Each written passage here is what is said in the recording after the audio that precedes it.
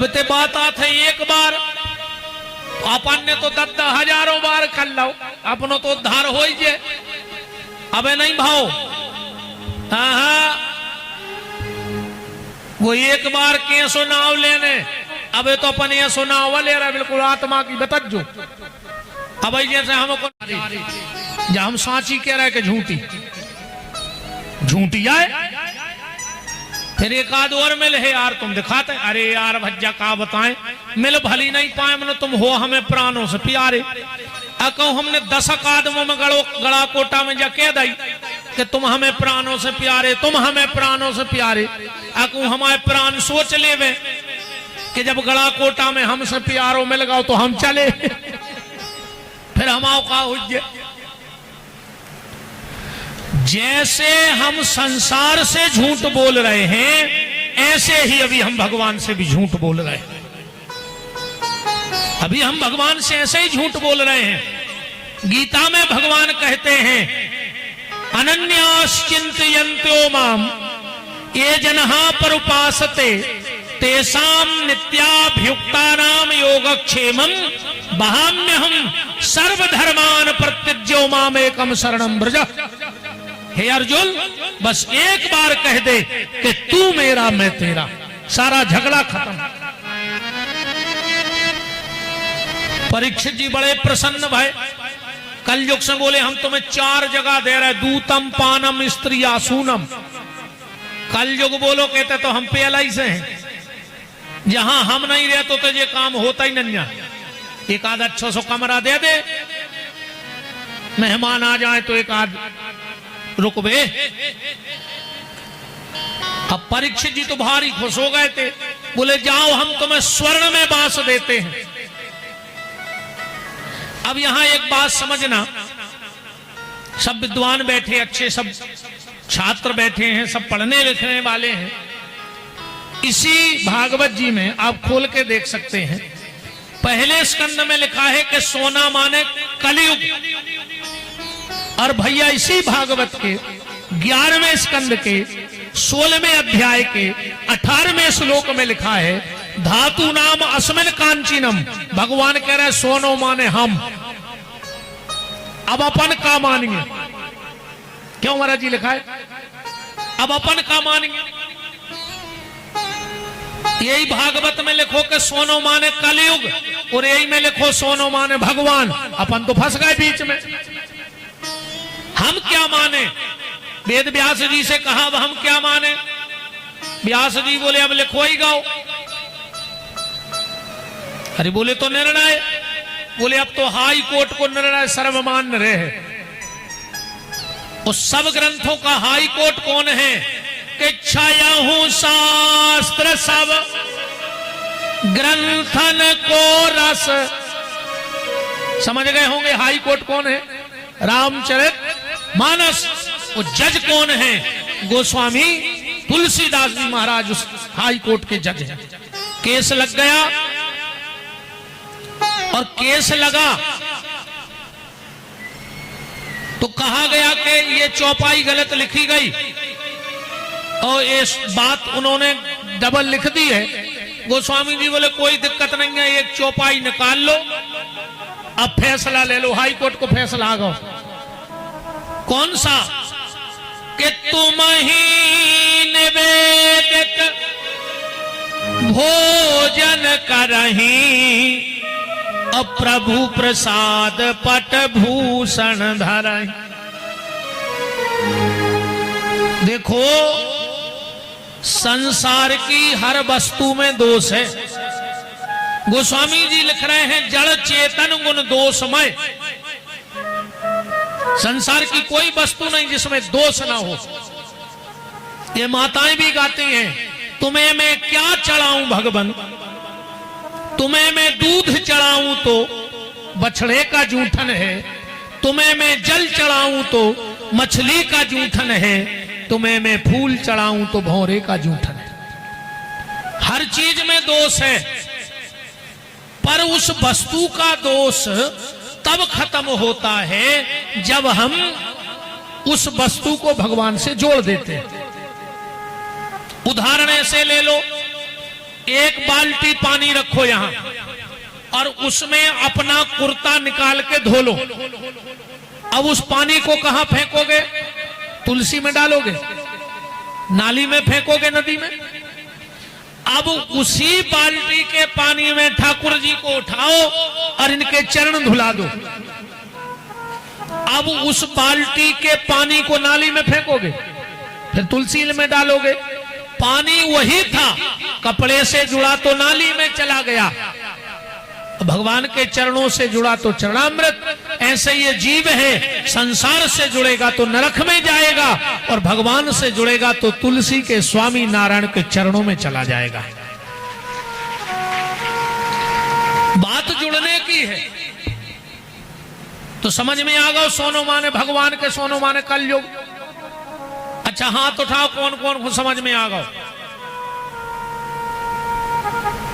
चलो अब जिनको समझ में नहीं आवे उठाओ। जोन जी हाथ नहीं उठा रहे जी, काय को जगह रून है। अच्छा तो हम आगे बढ़ जाएं। जे ने हाथ उठाओ है वे नोरो समझा दियो, जे देखो समझ में नहीं आई हो। भाई हम और प्रसंग सुनाएं जब तुम्हें समझ में आ गई तो आगे बढ़ जाएं। ने बताएं कि सोनो माने कैसे भगवान के, कैसे कलयुग। भाई हाथ उठाओ है तो तुमने समझा दियो। जे ने हाथ उठा फिर क्यों उठा, उन्होंने चीन लिया, वहीं फिर पूछ लियो कि तुम्हें कहां समझ में आई थी। तो हमें अब उठाओ हाथ, कौन कौन को समझ में आई। हम अब भाई बुला रहे थे समझाने पर है। अरे राम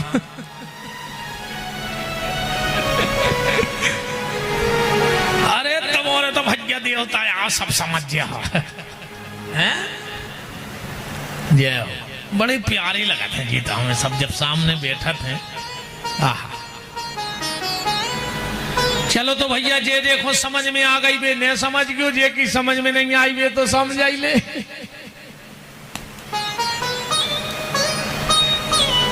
सोनो माने भगवान के, सोनो माने कलयुग। अपन घर में बैठे हैं और भोजन कर रहे हैं। अब तुमने तो खान लगे हो खाना, खाना आए बेशर्मों को, सम्मानवारों को खाना नहीं। जब वो तुमसे स्पष्ट कह रहा हो कि खा ना, तो काय बैठ गए हो के घर खावे। वो का कह रहा हो खा ना और तुम बैठ गए माने बेशरम। और अब तो और स्टैंडर्ड होगा। पहले तो खाना ही तक है, तो अब तो कोई से कहो खाना खा ले, कहते हम घर खाएंगे।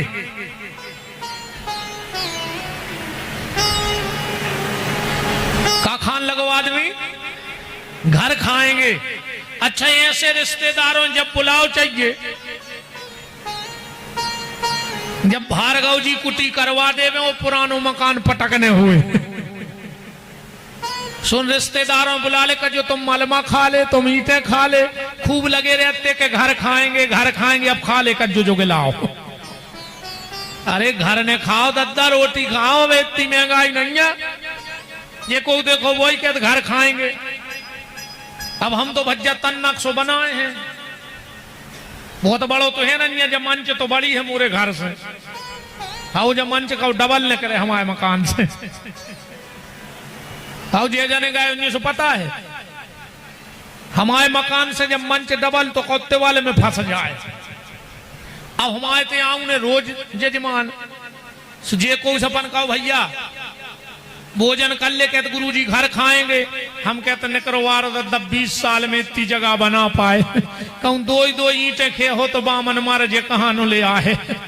हम तो हर दिन ईंटें ही लगवाते रहे। भोजन किया करो, एक खाना शब्द अच्छा नहीं, तो भोजन के भी नियम हैं। शांति पर्व महाभारत में पढ़ना, उसमें लिखा है रज्जू हमें। हाँ अगर आप ये चाहते हो कि आपकी संपत्ति आपके जाने के बाद भी विनाश को न जाए। कई बार व्यक्ति पुरुष पारस होता है, जब तक वो रहता है खूब फलता फूलता है, और जिस दिन वो चला जाता है तो दाने दाने को परिवार मोहताज हो जाता है। तो अगर आप चाहते हो कि आपकी संपत्ति आपके जाने के बाद भी कई पीढ़ियों तक आगे चले, तो कभी तो गलती मत करना, दो पेड़ के नीचे बैठ के भोजन मत करना, एक बरगद एक पीपल। हमारी ने मानो तो कल को भोग ले, जब मानियो हमारी बात, हम जबरदस्ती को उसे नहीं कहते मानियो, तुम तो हमारी बात सुन ले, कर ले, भोग ले। कितना धनी हो तुम, 11 पूने पीपर के नीचे बैठ के खा ले नियम से, और 11 अमास बरिया के नीचे बैठ के रोटी खा ले, के तो 12वीं को बचे ही ने। जब भोग ले जब मानियो, भोजन का नियम है, जिस घर में 2 भाई एक थाली में बैठ के भोजन करते हैं, उसके घर में कभी धन की कमी नहीं आ सकती। 2 भैया एक थाली में बैठ के भोजन करें, एक दूसरे को जूठो खाएं भैया संगे, तो उसके घर में धन की कमी नहीं आती। पति और पत्नी को कभी एक थाली में बैठ के भोजन न करो चज्जे। हाँ, पत्नी को कबू पति को जूठो न खुआओ चज्जे। और आजकल तो हम कहा बताएं रे भज्जे, ऐसी लोग हरिया लगी है। अरे दद्दा देखो तुम तमाशे, अपनी अपनी थाली लगी और अपने अपने कमरों में, कोई मतलब नहीं। हमें ये सब पता है, देखो शादी ब्याह में हम जाने पर अब नहीं जाओ सो आदमी के घमंडी हो गए। अच्छा, हम ज्यादातर लेट आई पहुंच पात, ज्यादातर हम ब्याह में पहुंचे कहो जयमाला हो जाए। फिर देखो तुम, हमें वही तमाशो देखने मिला, जयमाला भाइयों गार्डन में लग गई टेबल, फिर लड़का बहू बैठे खाना खावे, लड़का ने उठाओ रसगुल्ला, मोड़ी ने चेपला कैसो खोलो मुंह, जोनो आ गए ये कैमरा वाए जे भैया हरे हैं, कहीं थोड़ा गर्दन इधर करो, थोड़ा इधर करो, थोड़ा सामने करो, जोनो पता लगे रासरा सब चुचागा वकेलो गोल्ला बचो।